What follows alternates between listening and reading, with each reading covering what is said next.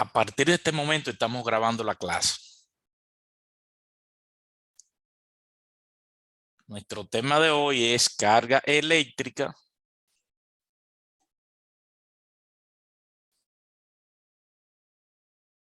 y fuerza eléctrica.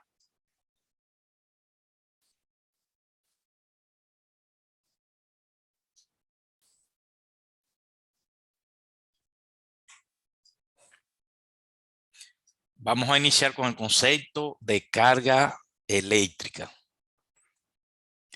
El concepto de carga eléctrica no es algo nuevo. Es un concepto que se viene trabajando de época remota. Se remonta a unos 6 siglos antes de Cristo. Cuando los griegos frotaban el ámbar, descubrieron que esta tenía una cualidad bastante interesante, y es que el ámbar era capaz de atraer pequeñas partículas. Y de ahí proviene incluso la palabra electrón, que inicialmente se escribía con K. La palabra electrón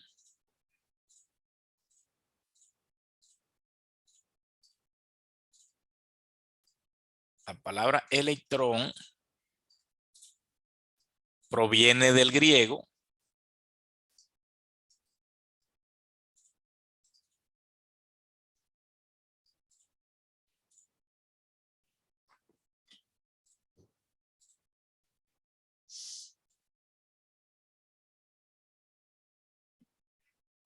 electrón, que significa ámbar.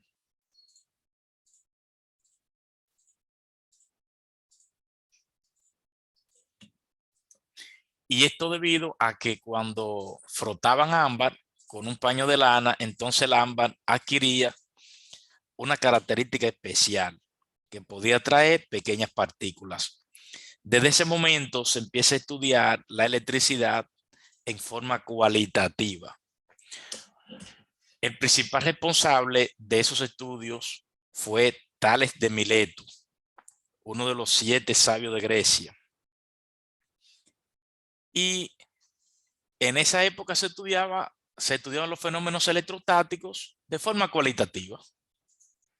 Ya luego, siglos después, varios siglos después, es donde el coronel francés Charles Coulomb retoma los estudios de los fenómenos electrostáticos, pero en esta ocasión no de forma cualitativa, sino que empieza a ponerle números, formula ecuaciones, formula la ley de Coulomb de las fuerzas estáticas o de las fuerzas electrostáticas.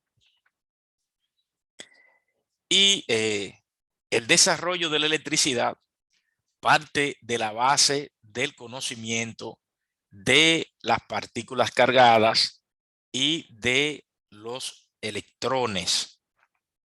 Hay algunos aportes que han sido muy notorios. Uno de los principales fue el descubrimiento de Benjamin Franklin, que es un político, abogado, científico norteamericano, quien Benjamin Franklin fue economista, un economista, político y científico norteamericano, que es quien le da los signos a las cargas. Y para ello él pensó en la propia economía, en el balance de caja. Tenemos flujo positivo o flujo negativo de ingresos. Entonces, de esa misma forma pensó él y vio las cargas como positiva y negativa, definiendo la carga positiva y carga negativa respectivamente. Y luego entonces se añade la carga neutra. Aspecto importante entre las cargas es que cualitativamente se puede apreciar que dos cargas positivas se repelen entre sí, al igual que dos cargas negativas se repelen entre sí. Es decir, que cargas del mismo signo se repelen. Diferente a lo que ocurre cuando los signos de las cargas son contrarios. Cargas de signos diferentes se atraen. Esto es lo que se conoce como ley de los signos y cargas, y que permite establecer la atracción o la repulsión entre cargas eléctricas. Si tenemos una carga positiva y otra carga positiva, entonces esas cargas se repelen mutuamente. Es decir, si esta es la carga 1 y esta es la carga 2, vamos a llamarle Q1 y Q2, entonces la carga Q2 va a repeler a la carga Q1. Me va a realizar una fuerza intentando alejarla de ellas. Es decir, vamos a decir que esta es la fuerza que la carga 2 le hace a la 1. Recíprocamente, la carga 1 le va a hacer una fuerza a la carga 2 intentando alejarla de ellas. Esta sería la fuerza que la carga 1 le hace a la 2. Esas fuerzas, tanto la que está en color rojo como la que está en color naranja, tienen la misma magnitud y están sobre la misma línea de acción, pero tienen sentido opuesto. Esto quiere decir que la fuerza que la carga 2 le hace a la 1, en términos vectorial, será el negativo de la fuerza que la carga 1 le hace a la 2. Son vectores que poseen la misma magnitud, que están sobre la misma línea de acción, pero que tienen sentido opuesto.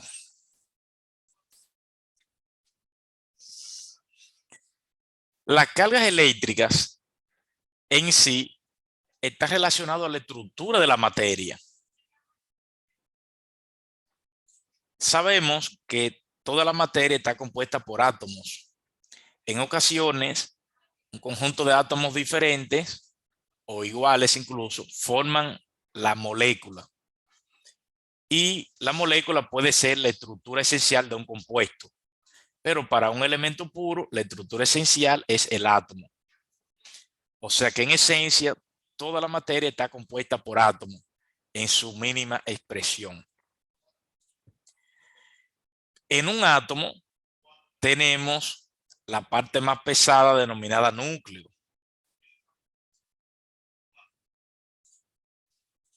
En el núcleo tenemos los protones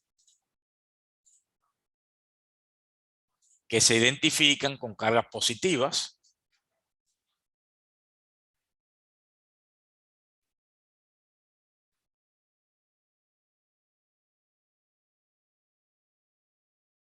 Pero también tenemos los neutrones que tienen cargas neutras.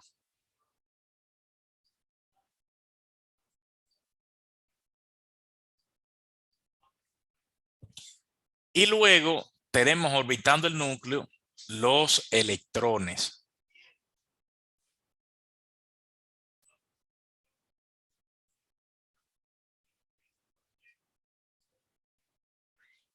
En órbita preestablecida y gobernada por la física.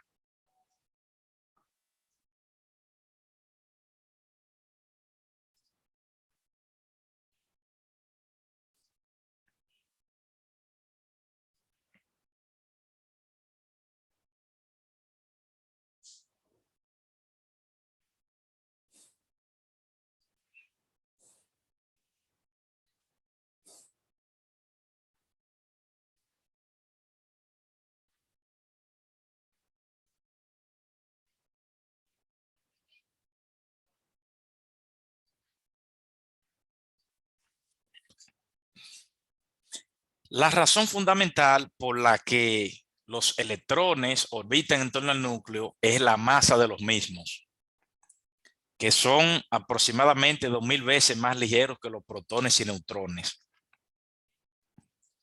La masa del electrón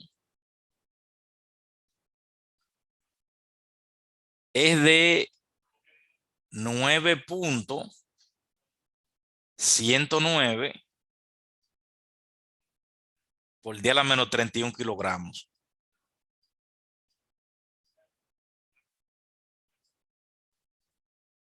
En ocasiones la abreviamos como 9.11 por 10 a la menos 31 kilogramos. Para el protón, la masa del protón es de 1.673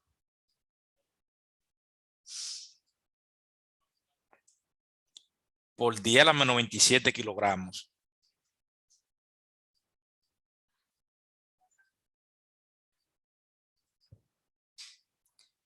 Y para el neutrón,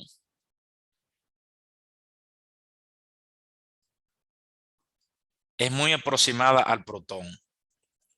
1.675 por 10 a la menos 27 kilogramos. Generalmente vamos a trabajar con dos lugares decimales. La masa del neutrón realmente está redondeada. Si colocáramos más dígitos, es 1.6749. O sea que realmente después del 7 sigue un 4 y luego un 9, redondeamos a 5. Quizás sea conveniente ponerlo de esa manera para que se entienda por qué utilizamos la misma masa para el protón y para el neutrón. 1.6749. Vamos a colocar 4 dígitos. En el protón vamos a colocar 1.6726.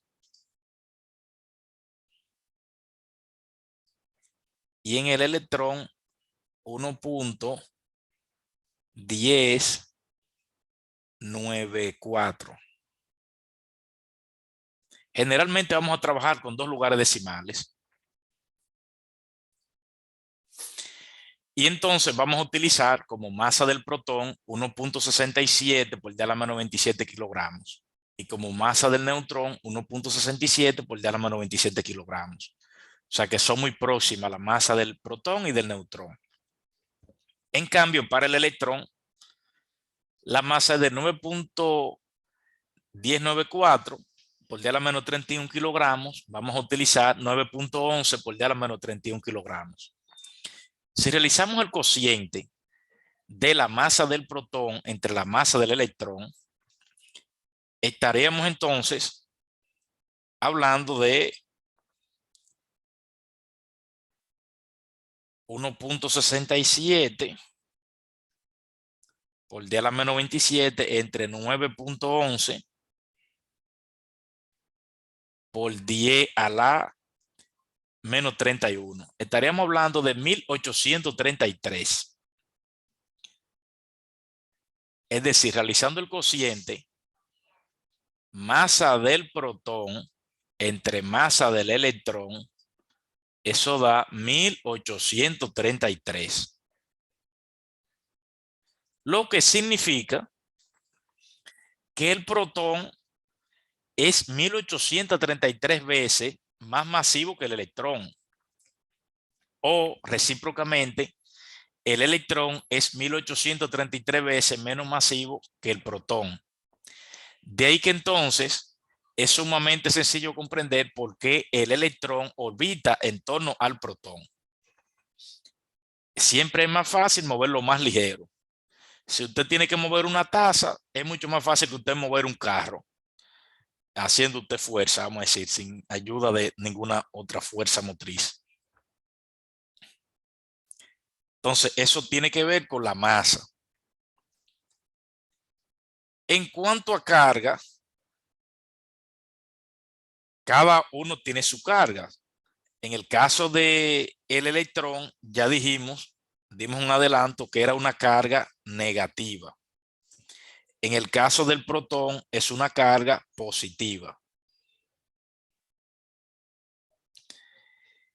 ¿Y cuál será la carga del electrón? La carga del electrón, vamos a colocarla aquí cerca.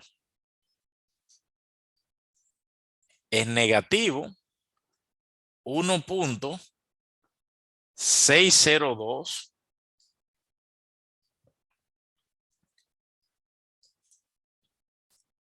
por 10 a la menos 17 coulomb.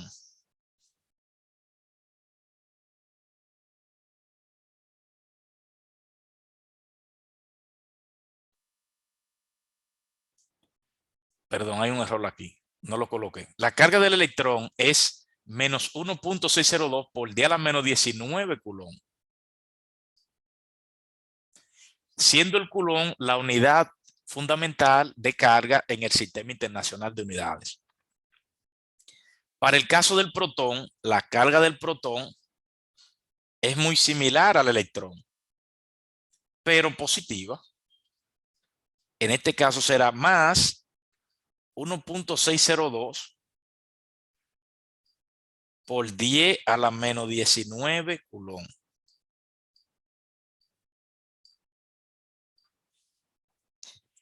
Y para el neutrón, la carga del neutrón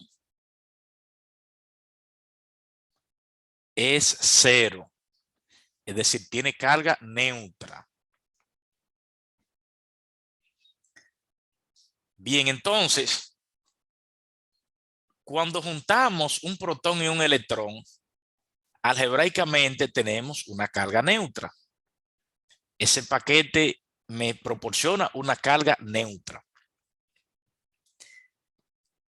Y vamos a hablar en breve de lo que es la carga neta, que se refiere precisamente a la suma algebraica de cargas. Pero previo a eso, vamos a hablar de la carga del electrón como carga básica en la naturaleza. La carga del electrón es la carga mínima que podemos obtener en la naturaleza. No hay nada que tenga la carga de medio electrón, ni de un tercio de electrón. Es también importante resaltar que las cargas vienen cuantizadas. La carga de cualquier elemento o de cualquier objeto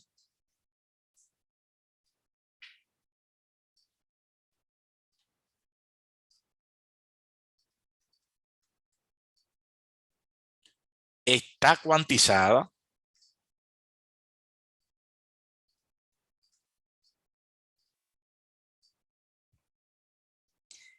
en múltiplos enteros de la carga del electrón o del protón.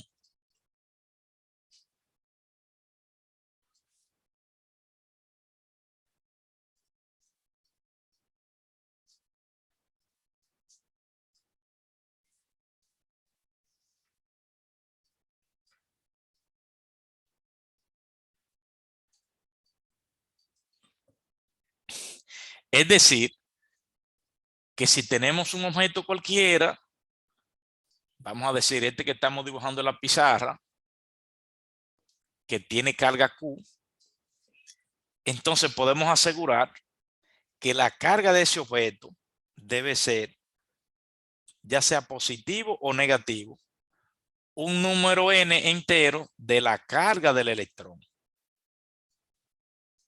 siendo n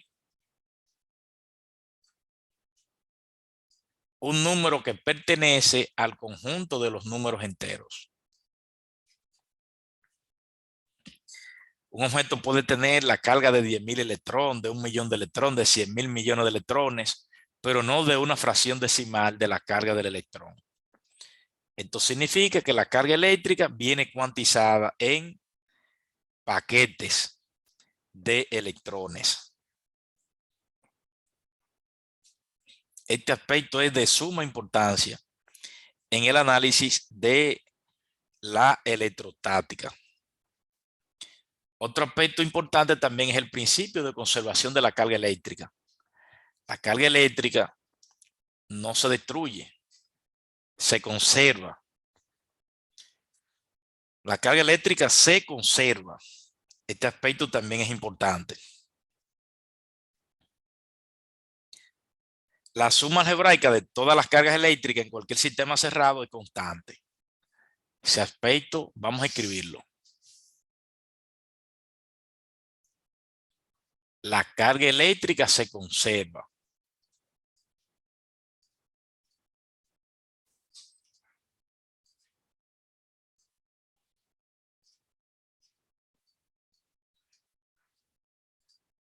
Es decir,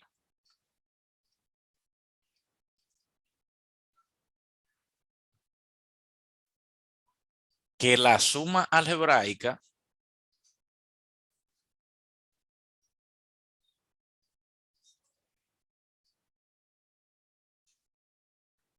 de todas las cargas eléctricas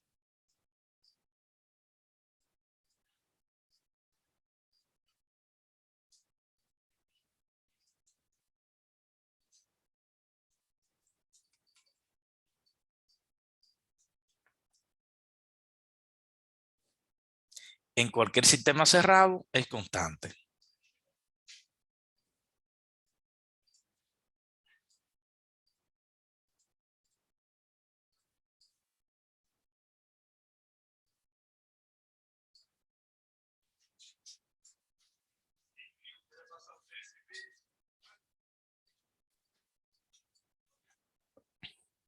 Principio de conservación de la carga eléctrica.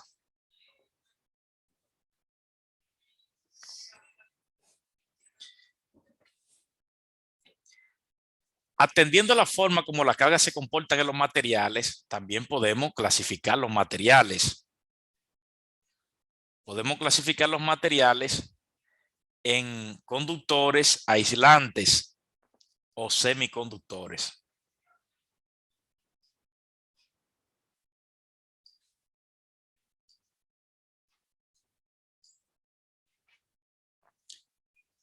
Los materiales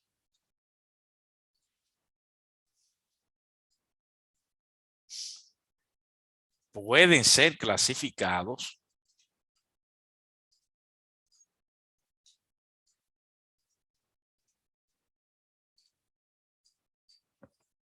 en conductores,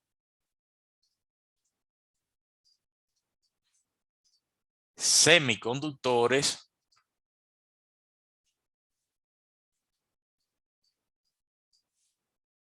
y aislantes.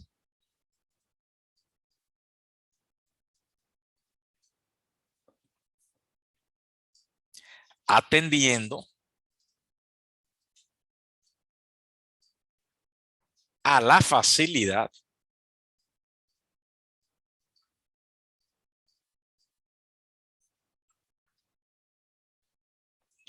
que presenta respecto al paso de flujo de carga en su interior o a través de ellos.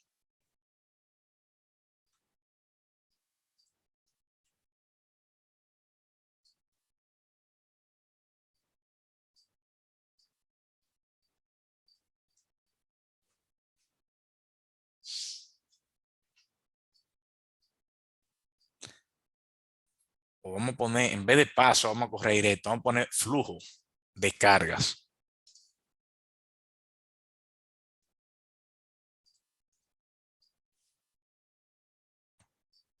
a través de ellos.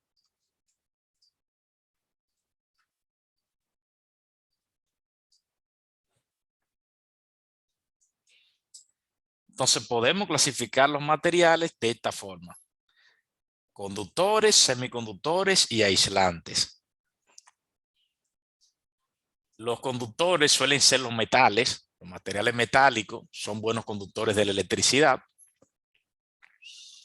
Entre ellos podemos citar, vamos a a esbozar algunos de ellos.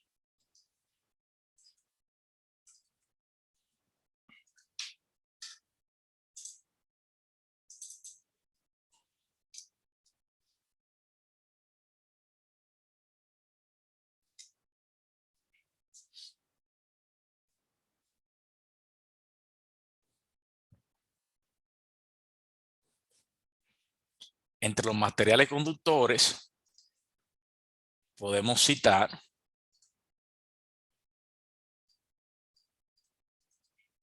la plata, que es el mejor conductor metálico. Luego sigue el cobre,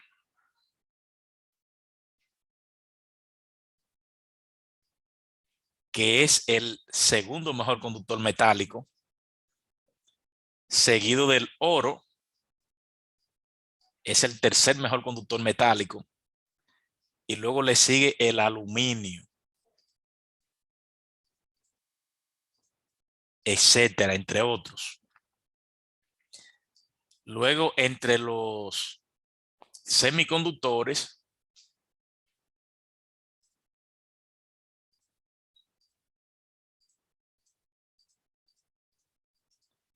tenemos el silicio, germanio,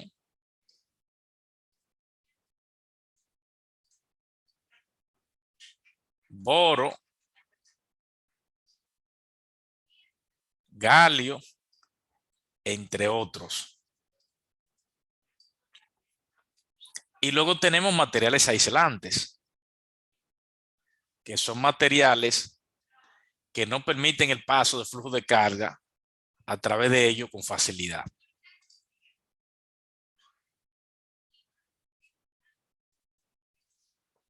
Entre los aislantes podemos citar el caucho, el plástico,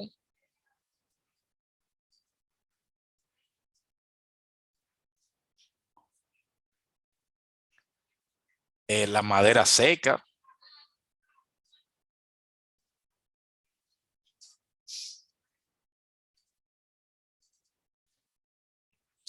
entre otros. Más adelante vamos a hacer ese análisis, pero ya enfocándonos en algunas propiedades eléctricas de los materiales, y ahí se va a poder percibir mejor esa diferencia entre un material y otro desde el punto de vista eléctrico.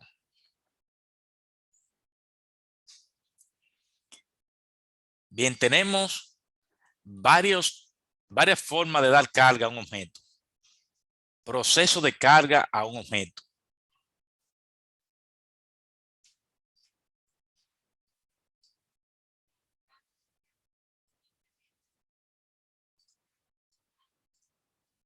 Procesos involucrados en la carga de un objeto. Pudieran ser varios objetos, pero vamos a poner las cargas en la carga de un objeto.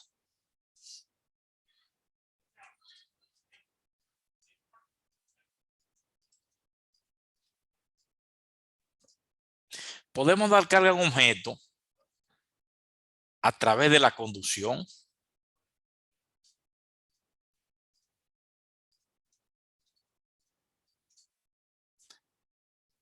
Este consiste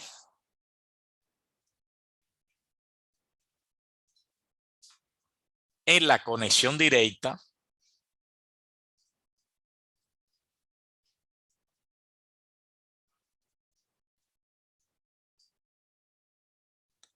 de un objeto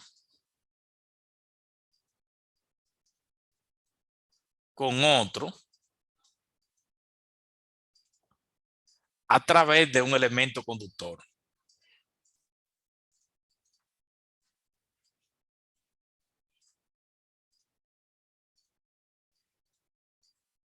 De un elemento o material conductor.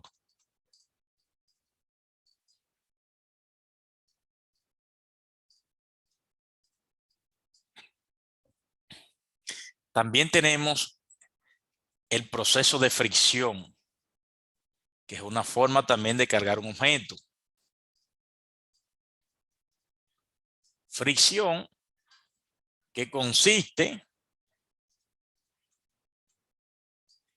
en frotar dos o más objetos.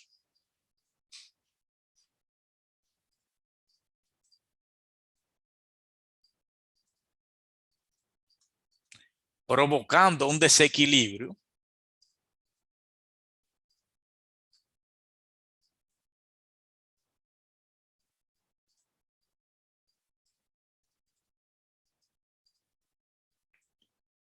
en la estructura de los objetos. En las estructuras de los objetos.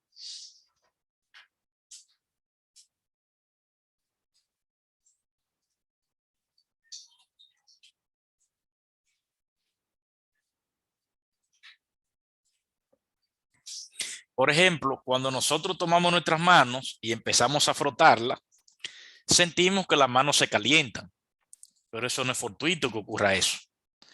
Lo que pasa es que nuestras manos están, digamos, eléctricamente equilibradas.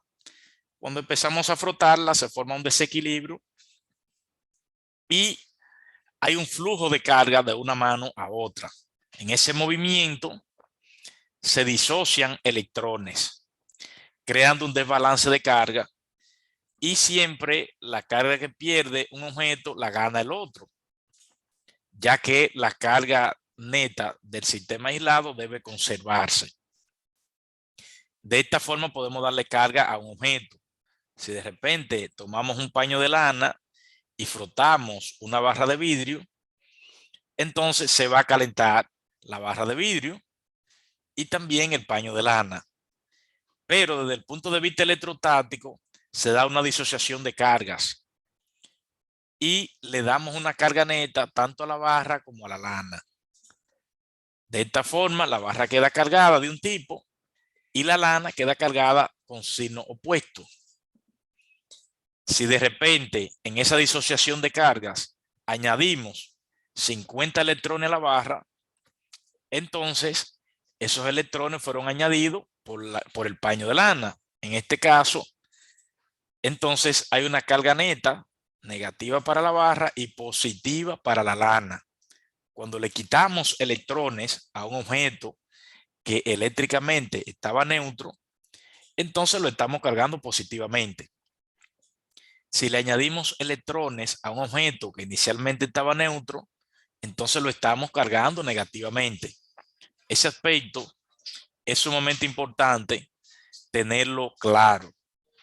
La carga eléctrica se conserva y generalmente en la naturaleza tenemos los objetos en forma equilibrada.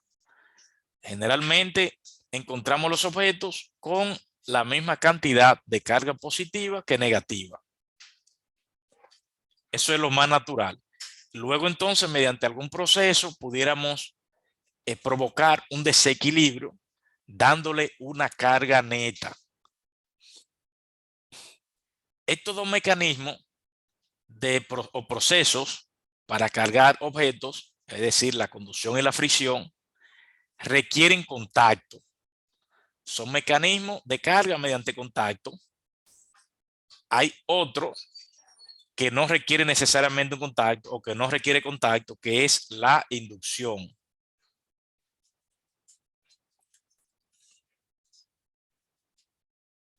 En el proceso de carga de inducción no se requiere un contacto directo y ese proceso de carga se da a distancia. La inducción consiste en un proceso de carga sin contacto directo.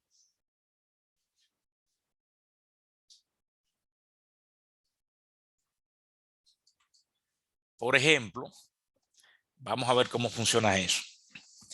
Imaginemos que tenemos una esfera como la que estoy dibujando en pantalla y esa esfera está cargada positivamente.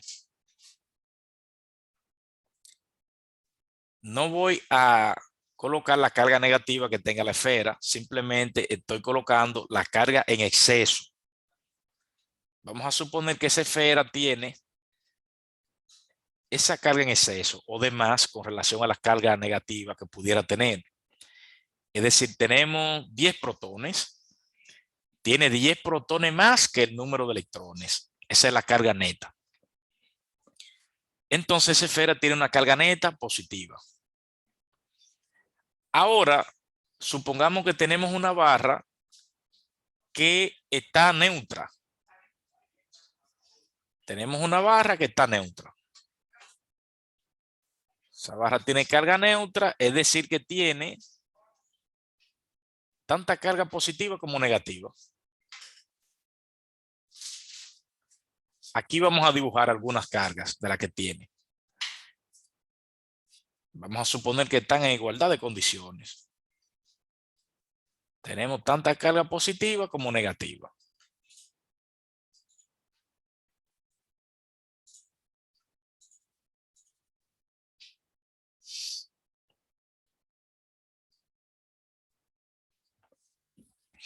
Si acercamos esa barra a esa esfera cargada positivamente, a esa esfera que tiene carga neta positiva, entonces eso va a producir un reordenamiento de la carga en la barra.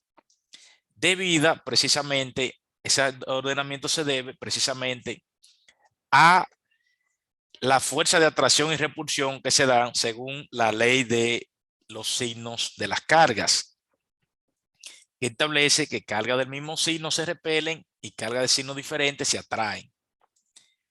Entonces, al producir un acercamiento en esa esfera y esa barra, vamos a tener algo como sigue. Tenemos la esfera con su carga neta, que es positiva.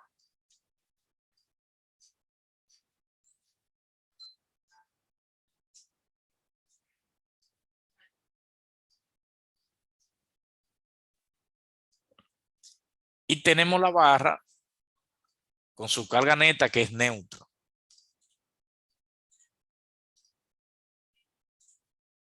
Vamos a acercarla sin contacto.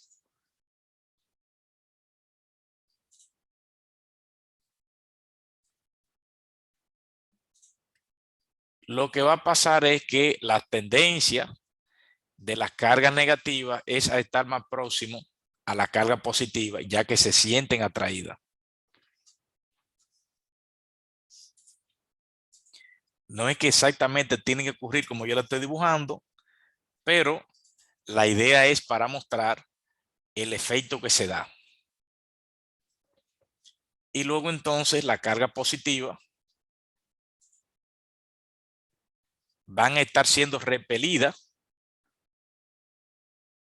por la carga positiva de la esfera exterior.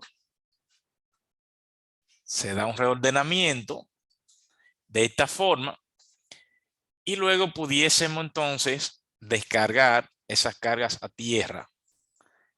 Si conectamos a tierra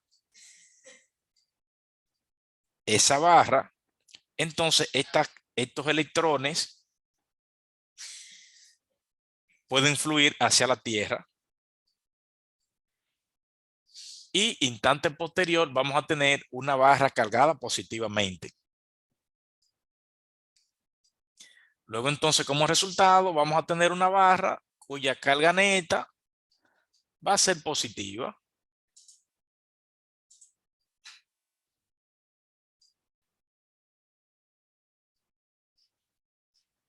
Alexis Samboy. Una pregunta, profesor. Sí. Con relación a eso, ¿por qué las cargas la Tierra la trae? O sea, las cargas pasan a la Tierra. ¿La Tierra tiene algún conductor de carga o algo así? Muy buena pregunta. La Tierra es un sumidero infinito de carga.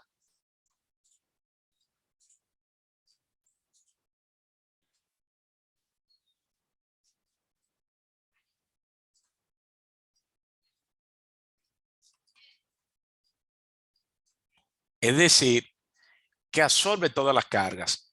Y sí, la Tierra realmente conduce, porque en la Tierra están los distintos minerales. Hay sales también, sales y minerales. Las sales y minerales favorecen la conductividad. De hecho, una prueba de ello es un experimento clásico de la química, en donde le demuestran a usted que el agua pura no conduce la electricidad. Sin embargo, cuando le añadimos sales y minerales, entonces se vuelve conductora. Usted busca agua destilada y usted se va a dar cuenta que el agua destilada no conduce la electricidad. Pero si a esa agua destilada usted le añade sal, sal común, de esa sal en grano o sal molida, y la mezcla, se va a dar cuenta que se forma en conductora. Y para ello usted pudiera usar un recipiente como conductor. El experimento lo puede hacer muy sencillo. Tú tomas un bombillo pequeño, puede ser de hasta de un juguetito, un bombillo de un voltaje estándar de 1.5 voltios, por ejemplo, y toma una pilita. Entonces tú vas a agarrar un pequeño conductor y vas a conectar un alambre de la pila al bombillo. Y entonces vas a conectar un alambre del otro extremo de la pila a un vasito con agua. Y vas a conectar un alambre del otro extremo suelto del bombillo al mismo vasito con agua. Y tú te vas a dar cuenta que si esa agua es destilada, el bombillo no enciende, porque el agua no conduce. Ahora bien, si de repente tú empiezas a mezclar esa agua con sales, entonces ya se vuelve conductor. Vamos a esbozar lo que estoy diciendo, porque quizás no se logre entender. Imaginemos que tenemos una pilita.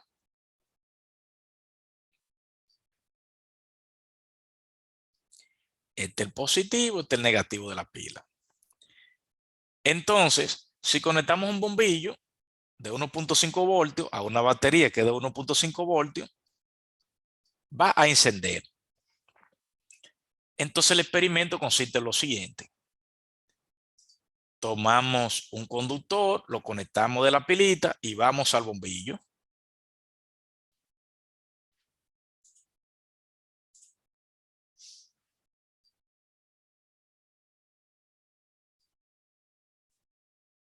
Luego entonces tomamos un recipiente con agua.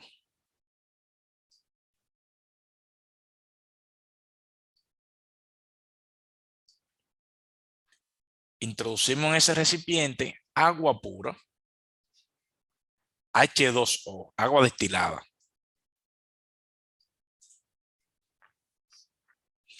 Entonces, tomamos un conductor, lo conectamos de la pila y lo introducimos en el vaso que contiene agua destilada. Tomamos otro conductor, lo introducimos en el vaso con agua destilada y lo conectamos al otro extremo de la bombilla. En ese esquema, el bombillo no va a prender si el agua es destilada. Ahora bien, si de repente introducimos sales y mezclamos, agitamos con una cucharita, entonces vamos a ver que el bombillo sí va a encender, siendo esto una muestra que las sales favorecen la conductividad. Este es un experimento que suele usarse mucho en la química básica. Entonces en la Tierra tenemos metales que son buenos conductores, tenemos sales y minerales, lo que favorece la conductividad. Y la Tierra se asume como un sumidero infinito de carga. Las grandes centrales eléctricas están conectadas a Tierra y a través de la Tierra se forma el ciclo en donde la energía retorna o parte de la energía puede retornar. Bien, entonces tenemos esos tres procesos de carga. O sea, la carga puede ser por conducción, por fricción o por inducción. Una pregunta, profesor, pero ese experimento solo aplica cuando el voltaje de la batería, en este caso, es de esa capacidad, pero si fuera, por ejemplo, 380 voltios, en un caso trifásico, donde hay una lámpara que tenga ese voltaje eh, y se coloca en agua destilada, va a conducir. Ese experimento usted lo puede aplicar a lo que usted quiera. Usted pone, lo primero es que usted está hablando de trifásico, pero básicamente cuando hablamos de trifásico son tres circuitos. O sea que realmente eso no añade nada nuevo. Lo único que tenemos tres circuitos funcionando simultáneamente. Esto no solamente aplica con 1.5 voltios, aplica con el voltaje que usted le plazca. Usted le puede poner más. Lo que sucede es que a voltaje elevado ya hay un fenómeno de ruptura dieléctrica y quizás no se puede apreciar de esta forma, puede ser más peligroso. Yo he esbozado 1.5 voltios porque es un voltaje que no es nocivo, o sea que usted pudiera hacerlo perfectamente en su casa. Y también porque es la pilita comercial más asequible. Usted va a un colmado y usted compra una pila de 1.5 voltios. Usted dice, dame una pila tipo lápiz. Ya te dan una batería de 1.5 voltios. Pero no es que no se pueda hacer con 100 voltios. Con 100 voltios también te lo puede hacer. Tú puedes hacer ese experimento con 1.000.000 de voltios. Lo único que yo te recomendaría que la distancia a la que tú coloques los terminales en el recipiente sea grande y el recipiente sea lo suficientemente grande. Es decir, por ejemplo, tú colocas un recipiente que tenga suficiente área y colocas esos electrodos o esos cables que está sumergiendo a una distancia de 100 metros y tú puedes meterle a eso 1.000.000 de voltios sin ningún problema. Trifásico, monofásico, como tú quieras. Y si el agua es destilada, no te va a conducir. Ahora bien, cuando tú inicias, empieza a echarle sales y a mezclarla, ya entonces te va a conducir. O sea que el fenómeno no se da porque el voltaje sea bajito o sea alto. No tiene nada que ver con eso. El agua es una molécula no conductora. No conduce la electricidad si está destilada. En su casa, nunca invente con el agua de su casa porque esa agua no está destilada. El agua destilada es H2O pura. Esa tiene usted que comprarla. Esa agua se la venden para baterías. Por ejemplo, agua destilada para baterías, que no es lo mismo que el ácido sulfúrico que se le echa a la batería, son cosas distintas. El agua destilada no es lo que usted compra cuando pide un botellón del colmado. Esa no, esa agua es de consumo humano. Esa agua ya viene con sales y minerales. Esa agua conduce la energía eléctrica. La que no la conduce es el agua destilada o agua pura. Cuando usted mezcla y forma la molécula de agua, H2O, esa agua no conduce la electricidad. Ahora, si esa H2O, usted le agrega sales, le agrega minerales, ahí conduce la energía eléctrica. A eso es que nos referimos. Bien. Gracias. Ok. Entonces, continuamos con ley de Coulomb.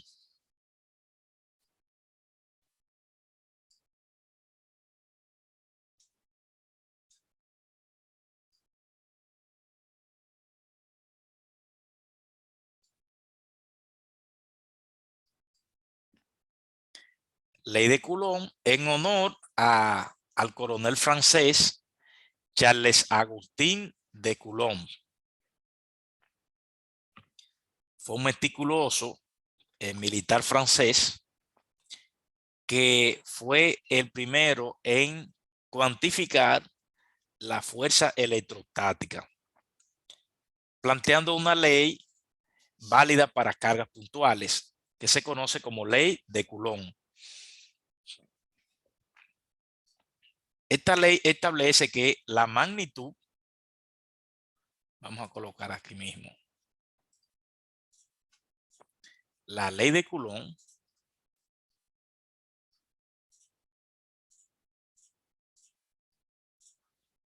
establece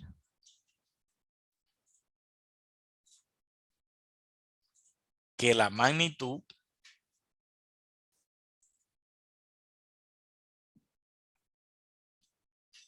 de la fuerza eléctrica entre dos cargas puntuales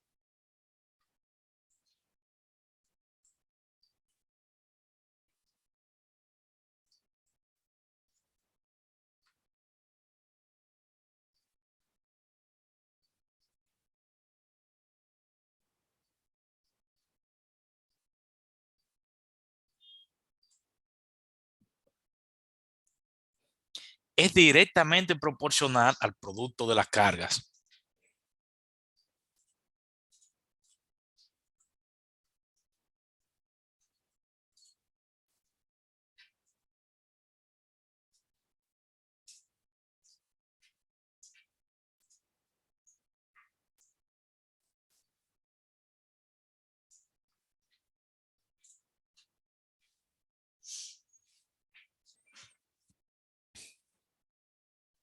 e inversamente proporcional al cuadrado de la distancia que la separa.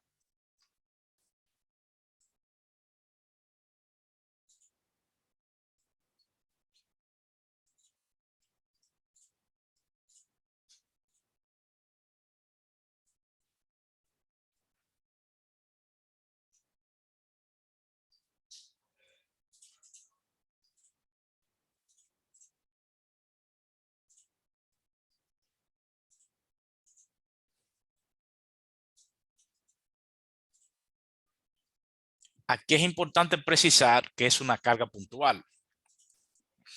Cuando hablamos de carga puntual nos referimos a cargas que están concentradas en un punto, entendiéndose por punto un lugar geométrico cuyas dimensiones son despreciables. En la física, cuando tenemos un objeto cuyas dimensiones son despreciables en comparación con el estudio en cuestión, entonces podemos suponer que están concentradas en un punto. Y esas son cargas puntuales. En términos de ecuación, la ley de Coulomb puede verse como sigue. La magnitud de la fuerza eléctrica es una constante de proporcionalidad denominada K por el producto de la magnitud de las cargas.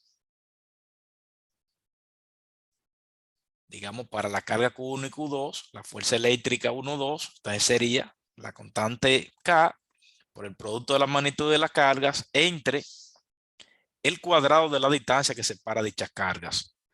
Aquí tenemos una carga puntual Q1 y una carga puntual Q2, que están separadas una distancia R.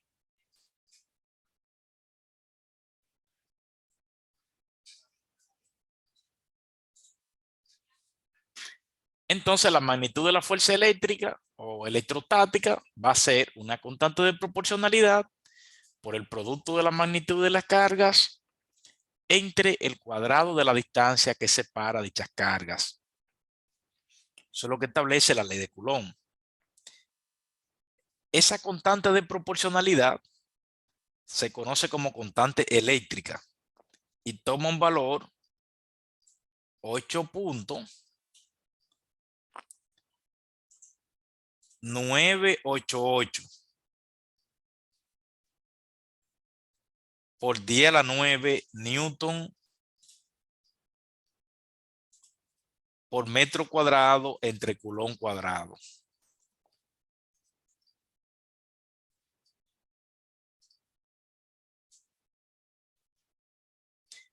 Generalmente vamos a abreviar esto como 8.99 por 10 a la 9 newton metro cuadrado entre coulomb cuadrado. O simplemente 9 por 10 a la 9 en caso más burdo. Pero nosotros vamos a trabajar con dos lugares decimales en los distintos problemas. Por ende vamos a utilizar 8.99 por 10 a la 9 newton metro cuadrado entre coulomb cuadrado como valor de la constante eléctrica. Esa constante eléctrica también se puede poner en términos de otra constante denominada E sub 0. La constante eléctrica es igual a 1 entre 4pi E sub 0, siendo E sub 0 una constante denominada permitividad en el espacio libre, que vamos a trabajar más adelante con ella. E sub 0 toma un valor 8.854 por 10 a la menos 12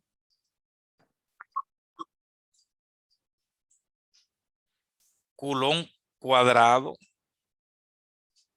entre newton por metro cuadrado. Esa unidad o esa relación de unidades, coulomb cuadrado entre newton por metro cuadrado, equivale a faradios sobre metros, que eso lo vamos a ver más adelante cuando estemos trabajando la parte de los capacitores. Entonces, podemos colocar o expresar la fuerza electrostática entre dos cargas puntuales a través de la constante K o a través de la constante E sub 0. Es decir, que esa magnitud de fuerza eléctrica será la constante eléctrica K, o con lo que es lo mismo que 1 entre 4 pi E sub 0 por el producto de la magnitud de las cargas. Podemos ponerla también de forma individual, entre el cuadrado de la distancia que separa dichas cargas. Anteriormente ya habíamos comentado que las fuerzas electrostáticas son de atracción o de repulsión, o sea, para dos cargas. Las fuerzas electrostáticas para dos cargas son de atracción o de repulsión. Y que era mutua la fuerza que se hacía en las cargas. Se atraían mutuamente o se repelían mutuamente. Y dichas fuerzas estaban sobre la misma línea de acción, pero tenían sentido opuesto. Entonces, ese aspecto es importante, ya que sabemos que la fuerza es una cantidad física de naturaleza vectorial. Entonces, tenemos que darle el tratamiento de vector. Tenemos que darle el tratamiento de vector, entonces no basta con conocer la magnitud, sino que también hay que conocer la dirección y el sentido. En nuestro caso, la dirección va a ser la que tiene la recta que une los puntos o centros de las cargas. Es decir, unimos el centro de la carga Q1 con el centro de la carga Q2. Y esa va a ser la dirección que contiene a la fuerza electrostática.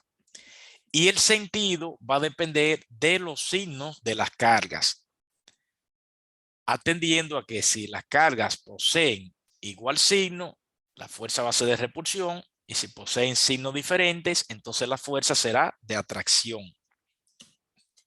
Este aspecto es sumamente importante para poder definir el vector fuerza. Si de repente tenemos tres cargas, entonces tenemos que hacer el análisis 2 a 2. Por ejemplo, imaginen que tenemos el siguiente arreglo. Tengo una carga, vamos a ponerla positiva. Allá arriba tengo una carga positiva. Y luego tengo una carga negativa en disposición triangular. Vamos a suponer que esta carga es, vamos a ponerle nombre, Q1, Q2 y Q3.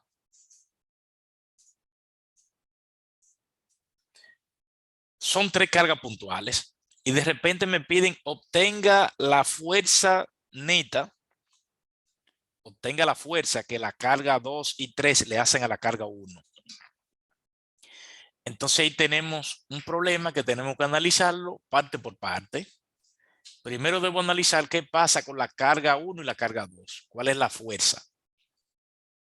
Entonces, a partir de ahí, entonces obtengo la fuerza que la carga 3 le hace a la 1. Y luego debo sumar vectorialmente esas fuerzas. De la carga 1 a la carga 3, digamos que están separadas a una distancia R, R1, 2.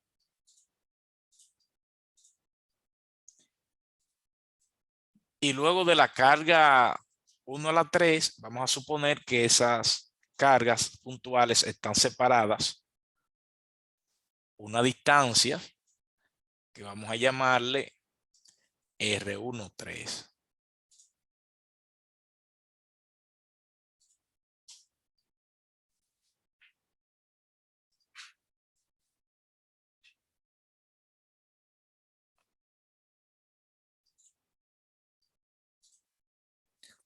Generalmente, estos tipos de problemas se definen en los ejes cartesianos para poder definir la dirección. Es decir, esas cargas se ubican en coordenadas específicas y esas coordenadas me permiten definir la dirección.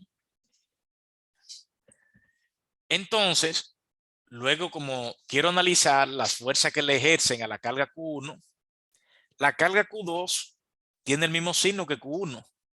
Significa que la fuerza que le hace es de repulsión, la repele. Esto lo podemos marcar como sigue.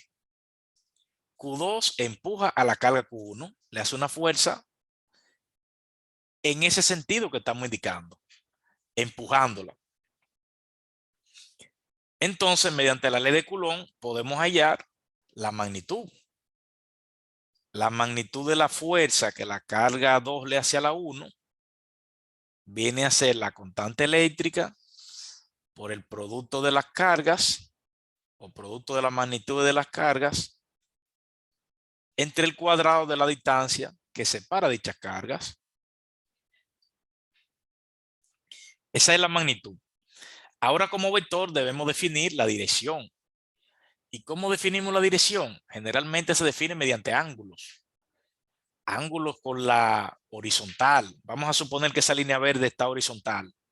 Y entonces la línea que une la carga 1 y la carga 2 forma un ángulo teta. Entonces en ese caso podemos decomponer. Yo sé que el vector fuerza es un vector que está, el vector fuerza que la carga 2 le hace a la 1 es un vector que está en el tercer cuadrante. Eso lo puedo saber porque ese vector se dirige hacia la izquierda y hacia abajo. El vector fuerza que la carga 1 le hace a la 2 se dirige hacia la izquierda y hacia abajo. Es un vector que está en el tercer cuadrante, significa que la componente horizontal es negativa y la componente vertical también es negativa. Entonces, ¿quién será el vector fuerza que la carga 2 le hace a la 1? Será la magnitud por el coseno del ángulo que forma con la horizontal. Y va negativo porque es un vector que está en el tercer cuadrante. Y la componente vertical también es negativa. Será la magnitud del vector F21 por el seno del ángulo que forma con la horizontal. Esa es la forma de decomponer un vector en componentes rectangulares. Entonces aquí ese vector de fuerza que la carga 2 le hace a la 1 viene a ser menos constante eléctrica por el producto de las magnitudes de las cargas entre el cuadrado de la distancia que separa la carga 1 y la 2 por el coseno del ángulo que forma la línea que une los centros de la carga 1 y 2. Eso va en dirección Y o en dirección horizontal, donde Y es un vector que está en la dirección del eje X. Luego menos constante eléctrica por el producto de la magnitud de las cargas entre el cuadrado de la distancia que separa dichas cargas por el seno del ángulo que forma la línea que une los centros de la carga Q1 y Q2 en dirección J. Ahí tenemos el vector fuerza electrostática que la carga 2 le hace a la 1. Esa misma idea tenemos que hacerla con la carga 1 y la 3. Entonces en este aspecto tenemos que la carga 1 y la carga 3 tienen signos opuestos. Al tener signos opuestos, entonces la fuerza de atracción, lo que significa que la carga 3 atrae a la carga 1. Esta es la fuerza que la carga 3 le hace a la 1. La atrae. Va hacia la derecha. Como la línea verde dijimos que era horizontal, entonces es una fuerza que está en el eje horizontal, en dirección Y, y se dirige hacia la derecha, por tanto positivo. De ahí entonces que la fuerza que la carga 3 le hace a la 1 simplemente será constante eléctrica por el producto de la carga 1, el producto de las magnitudes de la carga 1 y la carga 3 entre el cuadrado de la distancia que separa la carga 1 y la carga 3 en dirección del vector unitario Y. Nótese que esa fuerza solamente tiene una sola componente, que es la componente horizontal, porque así lo dispusimos. En el caso de no ser una línea horizontal, entonces debemos proceder de la misma forma que procedimos para el caso de la fuerza que la carga 2 le hace a la 1. Una vez tenemos todas esas fuerzas, entonces tenemos que realizar la suma. Si nos interesa saber cuál es la fuerza neta que la carga 2 y 3 le hacen a la 1, entonces simplemente sumamos esos dos vectores. Sumamos la fuerza que la carga 2 le hace a la 1 y sumamos con la fuerza que la carga 3 le hace a la 1. Y ahí obtenemos la fuerza neta. Es decir, que simplemente tenemos que sumar el vector F2,1 y el vector F3,1. Vectorialmente, entonces de esta forma solamente sumamos las componentes horizontales y luego sumamos las componentes verticales. Como F3,1 solamente tiene componente horizontal, pues ya esa componente horizontal de F3,1 se suma a la componente horizontal de F2,1, dando lugar a la componente horizontal de la fuerza neta. Y la componente vertical de F2,1 sería la componente vertical de la fuerza neta. Y la fuerza neta en este caso será constante eléctrica por el producto de las magnitudes de la carga 1 y la carga 3 entre R1,3 al cuadrado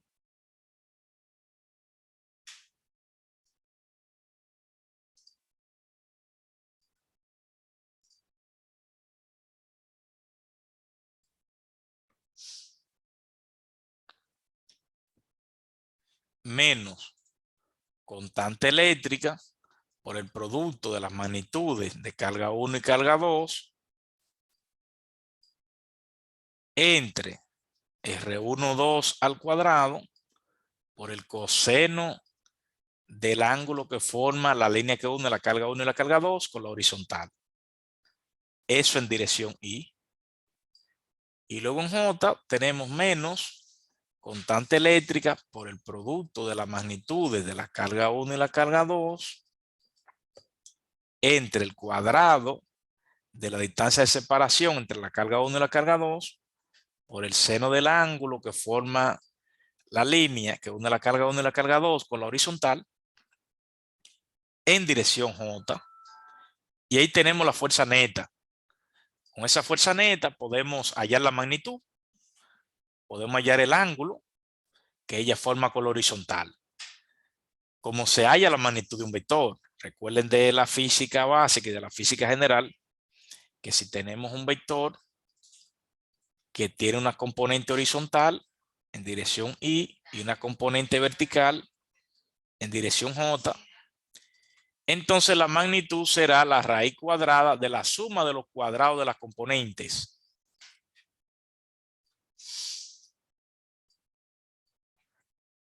Y el ángulo será la tangente inversa de la componente vertical entre la componente horizontal. Esto en física básica se lo dieron como transformación de un vector de la forma rectangular a la forma polar. Es muy importante manejar esto porque en ocasión lo que me piden no es la fuerza como tal, sino me piden la magnitud de la fuerza. Entonces, para hallar la magnitud de la fuerza, primero debo hallar la fuerza y luego entonces obtengo la magnitud. O incluso en un problema pudieran pedirme el ángulo que la fuerza forma con la horizontal. Ahí tendríamos que obtener el vector fuerza y luego de ahí obtener el ángulo. Entonces, esta es la forma típica como se procede para ejercicios con la ley de Coulomb. Aquí hemos esbozado el problema con 3 cargas, pero pudiesen haber más cargas. Pudiésemos tener el problema con 4 cargas o más. Luego tenemos el concepto de campo eléctrico.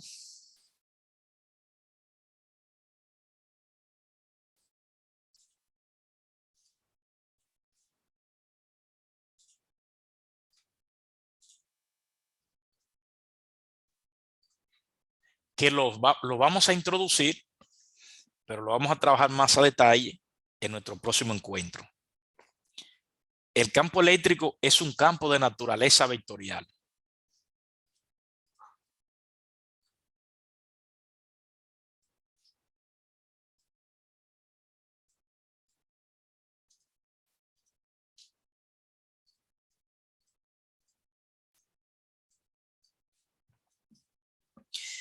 que influencia el espacio, ya que, por ejemplo, vimos anteriormente la fuerza eléctrica o fuerza electrostática entre dos cargas puntuales, pudimos ver que no había contacto directo entre las cargas.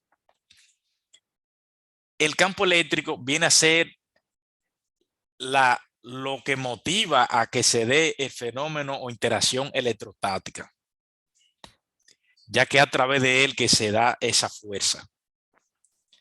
El campo eléctrico viene a ser el cociente entre la fuerza electrostática entre unidad de carga de prueba. Es decir, el campo eléctrico es fuerza electrostática entre carga de prueba. O recíprocamente podemos presentar esa ecuación como fuerza electrostática igual a carga de prueba multiplicada por el campo eléctrico.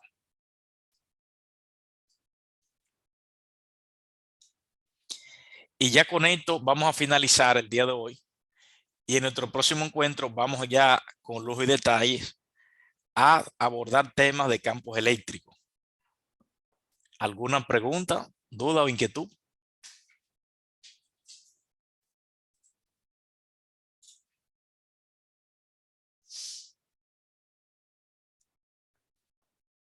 ¿Me están escuchando?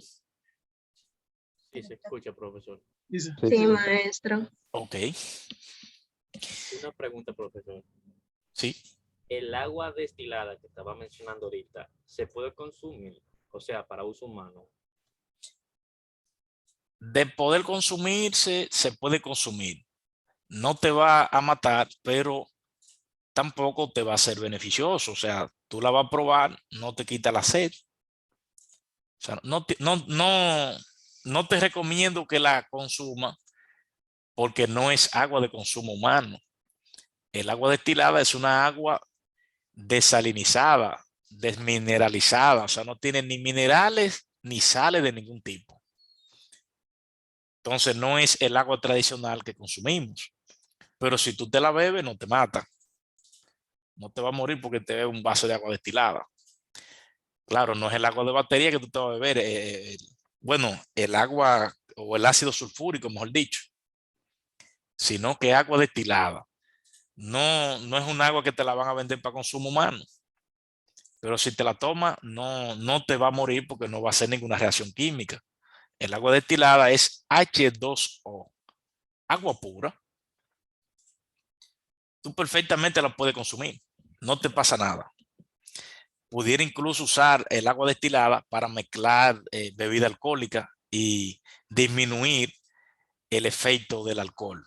Estaría reduciendo el porcentaje de volumen de alcohol y que realmente se utiliza en esa industria, el agua destilada. Profe, una pregunta. Sí. Si se utiliza el agua normal, que es de consumo para las baterías, eso o sea, no tiene ninguna reacción, o sea, no tiene ningún efecto. Sí, tiene efecto, porque recuérdese que el agua normal de consumo humano tiene sales y minerales. Si usted se la introduce a una batería, esas sales y minerales entran en contacto y reaccionan con el ácido sulfúrico de la batería. Eso disminuye la vida útil de la batería. No es recomendable echar ese tipo de agua, porque te va a limitar la vida útil de la batería.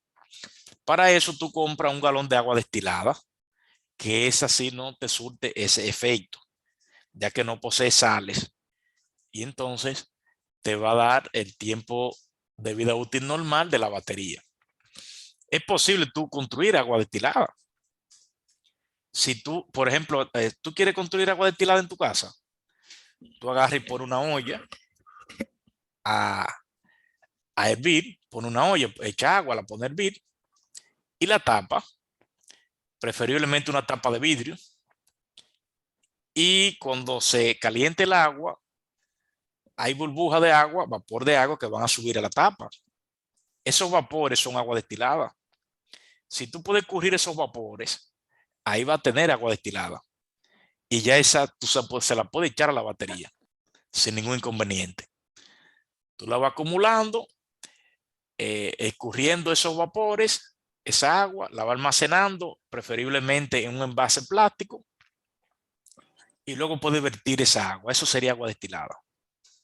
Y si tú te bebes agua, ¿qué te va a pasar? Nada, no te pasa nada. Ok, profe, entiendo. Profesor, mi comentario o pregunta ahorita con relación al agua destilada es porque yo pensaba que como todo material aislante, porque ya el agua destilada me imagino que incurriría en esa clasificación, tiene un punto donde se rompe ese punto de aislante, ¿no? Sí, correcto. Eso es lo que yo le comentaba a usted, que se conoce como ruptura del dieléctrico. Pero para eso se necesita un elevado voltaje, una elevada diferencia de potencial o voltaje. Okay. Claro, por eso yo te puse el ejemplo de que pues, tuviéramos un recipiente de una área enorme para distanciarlo, los electrodos, para de esa forma entonces no se afecte la ruptura del aislante porque van a estar muy distantes sus electrodos. Ok. Porque yo sí sé, por ejemplo, que el agua destilada, en el caso, yo trabajo en una fábrica, la utilizan para darle mantenimiento a las placas electrónicas. Sí, Entonces, eso es correcto.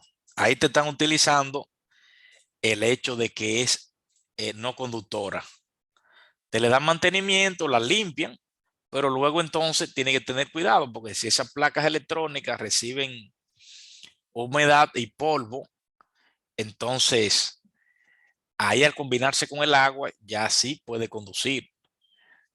Entonces tú lo primero que tienes que hacer es quitarla de funcionamiento, retirar todo ese polvo, le da el mantenimiento, luego la seca y sí, luego ellos se entonces, colocan en un horno para sacarle la humedad. exactamente, es muy importante esa labor. En un horno que le dé la temperatura adecuada, porque si es muy alta la temperatura, entonces también se dañan esas placas electrónicas. Con eso hay que jugar con esas temperaturas. Sí. Bien, ¿alguna otra pregunta, duda o inquietud?